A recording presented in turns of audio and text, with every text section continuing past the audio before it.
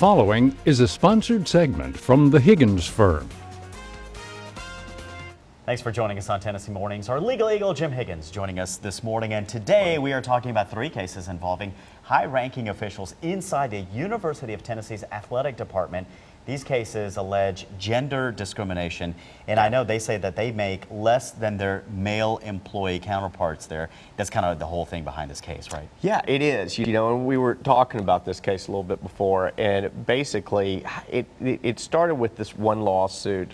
Lady had been there for years, 30-something years, I think, media director for UT, and she was... Debbie Jennings. Yes, and she was terminated, and she felt that it was because of her gender, and she was replaced by a younger man. It was either gender or age-based.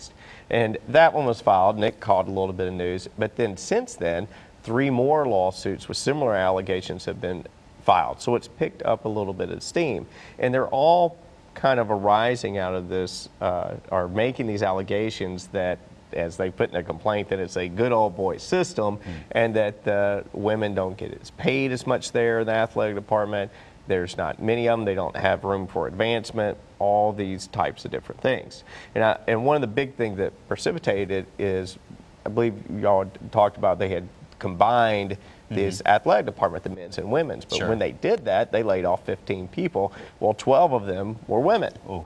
Yeah, and you know, and that's that initial, you know, whether it's a lawyer or whoever, when you read that, you're like, wow, you know, that just seems unproportionately high. So they're going to have some explaining to do, I think, in this. It's going to be a tough case for UT. So if a case comes across your desk similar to this, how do you tackle this? What's the first thing you go for? You know, we still see gender discrimination cases. I will say, pay cases, they're still out there. We still see them. We still have them. There has been a closing of the gap over the years. So it used to be just everywhere.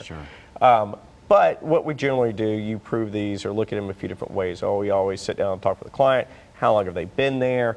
You know, what you look at in an Equal Pay Act case is the job you're complaining about at your male counterpart or female counterpart getting paid more. Is it really the same job, the same skill, the same requirements, same production, all those things? And if it is, you know, how does that company explain the difference? And they have to. If it's the same job and they're paying one person different from the other, then they have to be able to explain why there's a difference. And again, another thing, kind of like this case, we always look for strength in numbers. If I have one person talking about it and they haven't worked there very long, maybe that might be tough. But if I've got 10 people sitting in my conference room and I'm hearing the exact same thing from all of them, then it's something that you really need to consider. Wow. Well, if this is happening to you and you're interested in getting some legal advice, you can certainly call Jim or his fine attorneys over there at the Higgins Firm. That number 353-0930, or you can contact Jim personally, jsh@higginsfirm.com via email. Thanks, Jim. Good to see you. Good seeing you.